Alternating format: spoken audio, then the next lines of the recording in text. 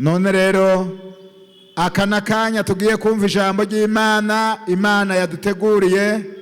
Turahaye kazi umukozi w'Imana Yisaka ngo ashike hano atugaburire amajambo Imana yamushize ku mutima ikamurungikana. Kaze cyane.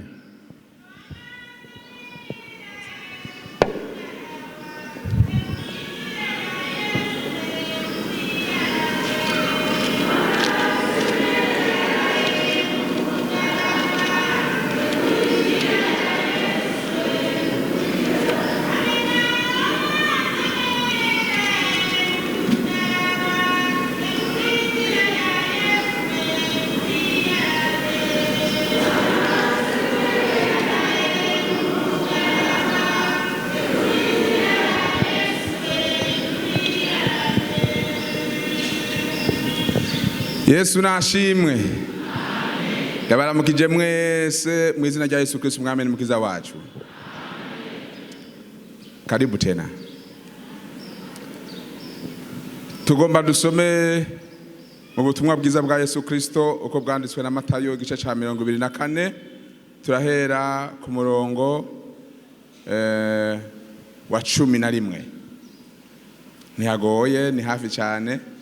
Ubutumwa bwiza bwa Yesu Kristo uko bwanditswe na Matayo igice ca 24 ku murongo wa 11 niho duhera. Turasoma mu izina rya Yesu Kristo. Kandi hazokwaduka abigira bavugishwa n'Imana benshi bazimize benshi, maze kuko ubugarariji buzogwira urukundo rwa benshi ruzotimba. Ariko uwihangana agashitsa ku iherezo niwe azokira. Kandi ubu butumwa bwiza bw'ubwami buzovugwa mu isi yose ngo bube ikimenyetso kibera icabona amahanga yose, maze umuhero uzocuza. Imana idufashe cyane. Aha turahagarara kuri iri jambo rivuga ngo ariko uwihangana agashitsa ku iherezo niwe azogira nte. Umuntu yihangana agashitsa ku iherezo niwe azokira. Mu ishengero hariho abantu bamaze kwihangana batari bake. Hariho n'abakobwa bamaze kwihangana batari bake. Hariho n'abahungu bamaze kwihangana atari bake. Hariho abapfakazi, hariho abagabo, hariho abagore bamaze kwihangana batari bake. Hariho n'abakozi b'Imana bamaze kwihangana batari bake. Ariko ijambo ry'uyu munsi rivuga ngo hahirwa ariko wihangana gushitsa ku iherezo niwe azokira. Wewe ugejeje hehe wihangana? Wewe ugomba kugeza hehe wihangana? Ijambo niri subira uhaguruke winanate wihangane, kuko ikimenyetso cy'umwana w'umuntu kizoboneka kwijuru. Abantu bose bazoca bavuga ngo nguwo araje. Uwihangana rero gushitsa ku iherezo niwe azokira. Nasomye muri buno butumwa bwiza hamwe haravuga ngo bazoba baryamanye ku buriri bumwe. Umwe azogira nte? Umwe azojanwa? None kubera iki umwe azojanwa kandi baryamanye? Sabwe? Gusiga umuntu muryamanye. Abazoba bariko barasera ku rusyo rumwe ari babiri, umwe azojanwa uwundi arekwe. None abo babiri ntiwumve yuko bashobora kujana ariko batavyumva kumwe? Mushobora kubana mutavyumva kumwe ariko inzambi zovuga muri kumwe hehe? Muri kumwe hehe? Ariko wihangana. Haleluya. Hari umuntu yibaza rero ngo ni mpaka umuntu amere nk'uko we ameze.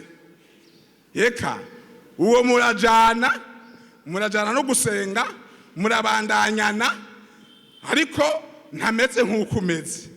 Inzamba niyavuga umwe azogirana. umwe azojanwa. Uwihangana rero kugeza ryari? None harazo ryageze? None ko waretse kwihangana? Subira wihangane urorere iherezo. Ucihanganye hari ibintu bituma canke hari abantu batuma wova mu kwihangana bivuye kuko uwo muntu icagukoze icakugiriye utakimuzigamwe. Icete ca kabiri candikiwe Timoteyo igice ca 4 ku murongo wa 14 tuhasome.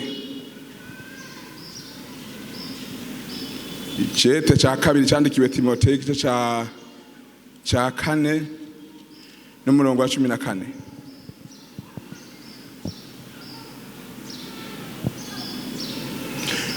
Alexandero umucuzi yangiriye inabi nyinshi, umwami wacu azomwishura ibikwiranye n'ivyo yakoze. Nawe umwirinde kuko yagwanije amajambo yacu cyane.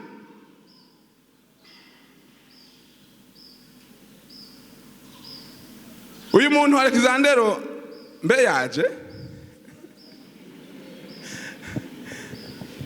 aha bavuga ngo niwe twigishije ko wewe uri Alexandre wewe uri Alexandre, Bibiliya kiravuga Alexandero.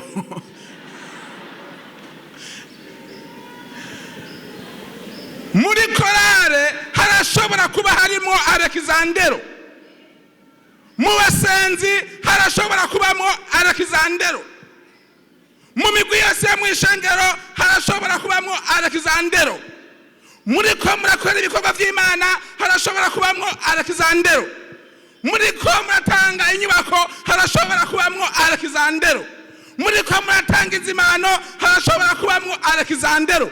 Avuga amajambo ukundi kuntu ijambo ry'Imana ritayavuze canke bagenzi biwe batavuze, agacanyuranya. Uwo muntu yitwa Alexandero. We Alexandero,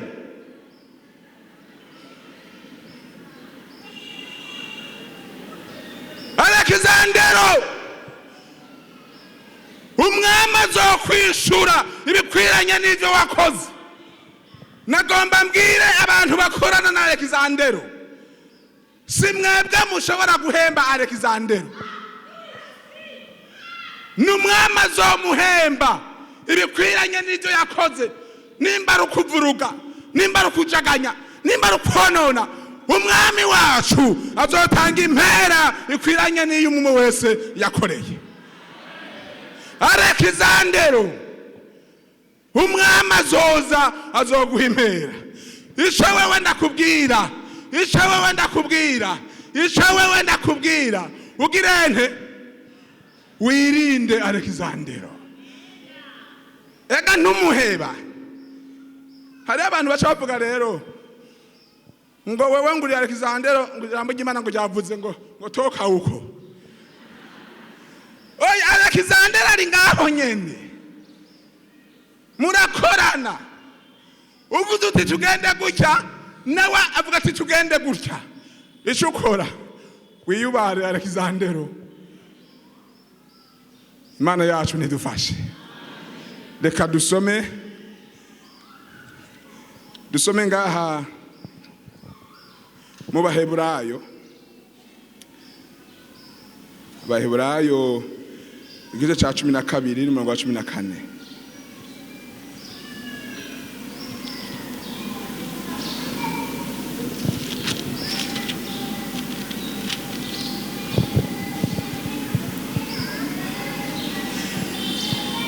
Cumi na kabiri ku murongo wa 14 muri iki cete candikiwe Abaheburayo. Impanuro yo kutava ku buntu bw'Imana. Mukurikire kubwiriranira amahoro n'abantu bose n'ukwezwa, kuko uwutezejwe atazobona umwami. Mwizigame ntihagire umuntu adashikira ubuntu bw'Imana, kandi ntihagire umuzi wo kurura umera ukabahagarika imitima, abenshi bakandura.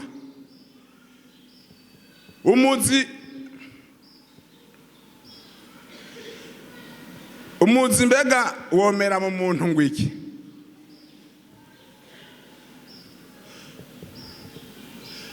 Mbarizi uwo muri kumati, mbega we hari umuzi uramera muri wewe?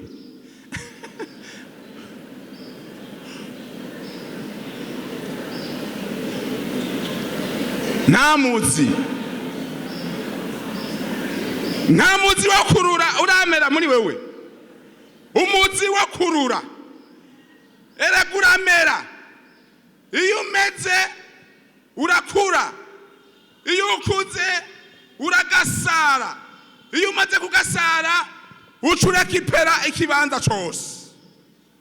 Muri wewe hagasigara hari umuzi gusa wo kurura. Umuzi wo kurura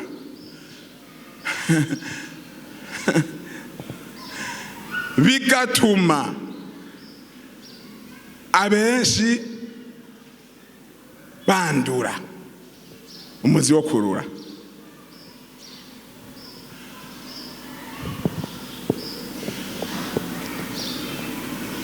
kera abantu baragwara amangati.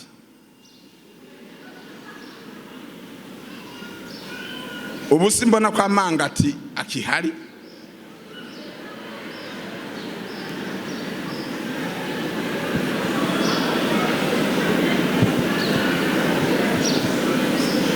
Wicaranye n'umuntu agwaye amangati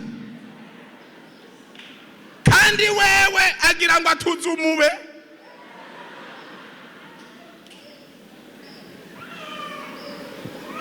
kandi hari n'abantu batitahura ugasunikira mu bantu, abantu bose bagahungabana, abamwicaranye bagahungabana, kuko uwo muntu muri we harimwo amangati. Umuntu rero afise umuzi wo kurura muri we, mukamarana isaha ukagenda atakugeuje, uba wirinze. Mukamarana isaha atarakuvidura n'utwo wari ufise, uba wahagaze neza. Mwirinde rero abantu bene abo bamaze kumeramwo imizi yo kurura. Hariho rero umuntu aheba ibikorwa kubera yahuye na Alexandero. Hariho n'abavuye muri korale kubera bakoranye na Alexandero. None ugiye hehe ko Alexandero no muhira ariyo? None ugiye hehe ko Alexandero no kukaza ariyo? None ugiye hehe ko Alexandero no mu biro ariyo? None ugiye hehe ko no muri direction Alexandero ariyo? Ariko uwihangana agashisa kwihezo, uwo ni wazokira. Twuname.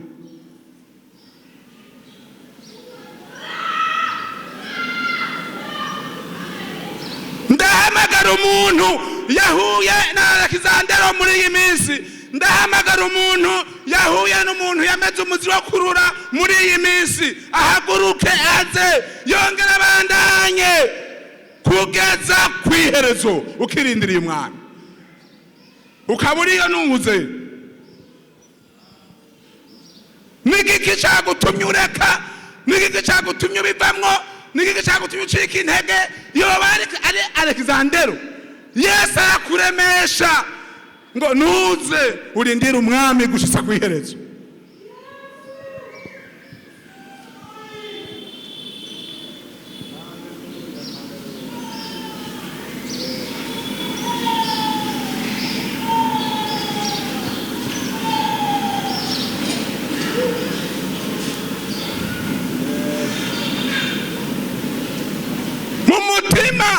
Nk'uko Pawulo yavuze ati Alexandero yarangiriye nabi, ariko amaze kumenya ko Alexandero ategerezwa kuzokwama ariho mu myanya yose. Arandikira Timoteyo ati mwana wanje nkunda Timoteyo, wirinde wiyubare cyane Alexandero, mu byo muyaga wirinde Alexandero, mu byo muvuga mwirinde Alexandero, mu bikorwa byanyu mwiyubare Alexandero, kuko yaramaze kumera umuzi wo kurura muri we. Ninde yumva intege ziriko zirahera? Ninde yumva bwa bushobozi bwa kera buriko burahera? Ahaguruke nawe nyene twamusengera. Mbega urafise rwa rukundo, mbega urafise y'amahoro, ise cagiye wakizwa, witegure umwamaraje. Mbega urafise kwihangana, mbega urafise kwa kwizera, mbega urafise y'amahoro, witegure umwamaraje.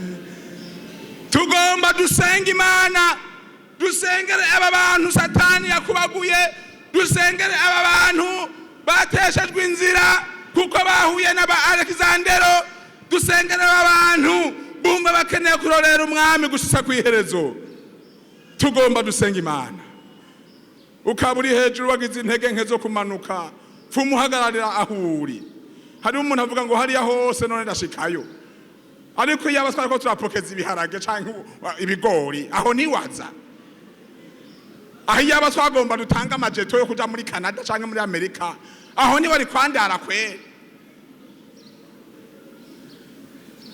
Ndabona bahagurutse. Yesu abahezagire, nawe uhaguruke. Yesu akurememwe intege nsha. Dusabe murongozi wacu yingingira Imana aba bantu. Mana yacu uri mwijuru, turagushimiye kino gitondo ciza, wagize ubuntu n'imbabazi kuri rino shengero, watubitse imitima inywagutse, ukomeje amavi aregarega. Hari abantu barashwe na wa mwansi, baraswa amajambo, bagiriwe nabi n'abagenzi babo, abandi baribagira, abandi barabura intege. Ariko uyu munsi uravuga ngo ariko wihangana agashitsa kwiherezo niwazokira. Turasengeye aba bagabo n'aba bagore, aba bahungu n'aba bakobwa muri iyi minsi ya nyuma, muri iyi minsi yiherezo, wongere utwongere kwihangana, wongere utwongere intege, utwongere ubushobozi, utwongere ububasha kugeza kuri wa munsi inzamba niyavuga ishengero risanganira umwami mu kirere. Urakoze kubagirira neza kandi kubagiriye ubuntu mu izina rya Yesu Kristo umwami wacu, amen. Kandi Mana Data wa twese uri mwijuru, haleluya, wavuze ngo ubutumwa bwiza buzovugwa ku isi yose, ngo bubere icabo n'ababwumva, haleluya. Kandi wavuze ngo ubugarariji buzogwira, haleluya. Ariko ngo wihangana agashitsa kwiherezo niwazokira. Mw'izina rya Yesu, ngaba abantu bawe baraje hano imbere yawe, tubazanye imbere ya Yesu, tubazanye imbere y'umusaraba. Nurandura umuzi wo kurura wameze muri bo, nurandura umuzi wo kurura wameze muri bo. Mw'izina rya Yesu, randura umuzi wo kurura, randura umuzi wo kurura, randura umuzi wo kurura, randura umuzi wo kurura, randura umuzi w'uburake, randura umuzi w'igono, randura umuzi w'urwanko, randura umuzi w'ishari, randura umuzi w'ikeba. Mw'izina rya Yesu, ubagirire imbabazi mwami, ubagirire imbabazi mwami, kura Alexandera mu mitima yabo.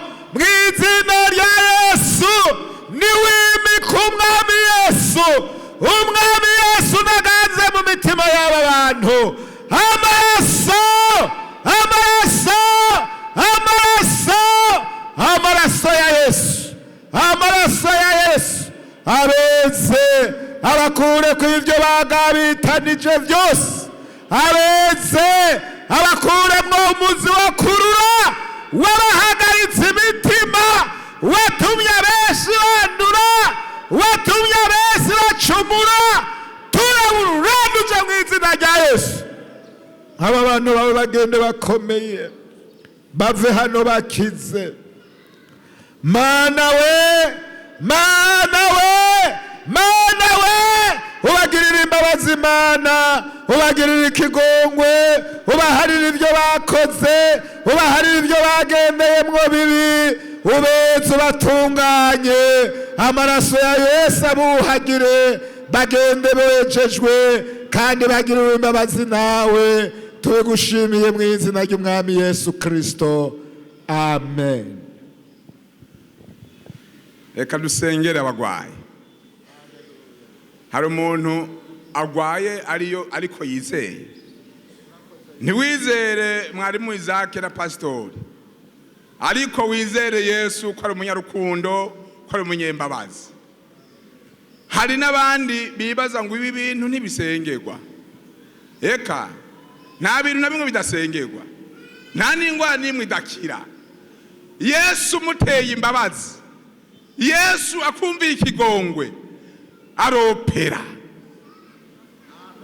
Yesu umuteye ikigongwe, arabaga imitsi, arabaga amagufa, arabaga mu nda, arabaga mu mutwe, aravura ibikomere, aravura ibipfupfuri, aravura inkavyi, aravura ibimirongo, aravura inyonzo z'indani n'iz'inyuma ziboneka, aravura ibungwe ry'amagufa. Hariho abantu bafise amagufa yaboze, yabunzwe, bakibaza ko bitagishoboka.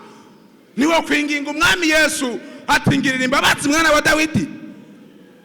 Dusabe pasiteri asenga Imana.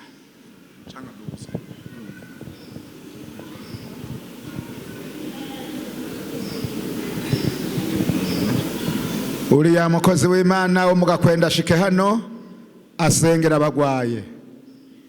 Shika hano mukozi w'Imana wo mugakwende usengere aba bagwaye, Imana ibakize. Mana turagushimiye, dufise Imana idukunda kandi twitwararika. Imana yaduhaye umwana wayo Yesu Kristo ngo atwoze ibyaha byacu. Wanditse neza yavuze ngo kera nta bantu twarimwe, ariko none ubu turi abantu b'Imana. None ko twagiriwe imbabazi warakoze Mwami. None ngaba abantu baje barimerewe imibiri yabo Satani yarasambaguye, umwasi irateyemwo ibitero bitandukanye, babizaniye Kristo umukiza w'ubugingo bwacu, babizaniye Imana y'amasezerano, Imana itazi kubesha. Wavuze ngo mpamagara nanje ndakwitaba. Mwami Yesu uravuze ngo nimuze kuri jewe, abananiwe n'abaremerewe mwese ndabaruhura. Mwikoreze ingata yanje itababaza, n'umutwaro wanje urawahutse.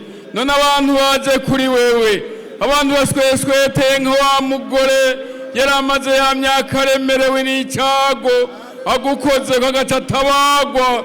Mwami Yesu utabarira isengero, abantu bariko baraduga vyanka, imibiri ikabaremera bikanka, ibitero by'abadayimoni bariko bararoga isengero ry'Imana muri iyi minsi yacu ya nyuma. Mw'izina rya Yesu, mw'izina rya Yesu, farumasi y'ijuru niyuguruke, ukuboko kwawe kurekure gukore ku muntu wese, kugira ngo yumve gutabagwa n'ijuru. Abahebujwe n'abaganga, abantu bahawe amarandevu yo gukogwa, mw'izina rya Yesu turakubisiza impwemu mbi zirako zironona ishengero ry'Umwami, ngo ntirishobore kugukorera rikekeranye, rive mu kwizera. Mana turasenze, utabara abera bawe, kuko remeye kuzoba umwasi w'abasi bacu, ukatubera Imana igihome kidukingira. Urakoze kukijija bakwizigiye, abantu bose bahagurutse imbere yawe canke bicaye, nabone bari mu bitaro bitandukanye turabasengeye. Babavyeyi bari imbere y'intambi Imana turabasengeye, babantu umenga barahebujwe turabasengeye. Iyi saha ni ibisaha nziza, isaha yo gukira abantu bizeye nka wa mugabisha w'abasoda yizeye kubukiriza umwana wiwe ugaca umutabara. Nibibabere gutyo Mana, turabasengeye turizeye mu izina rya Yesu Kristo umukiza n'umwami wacu. Amen.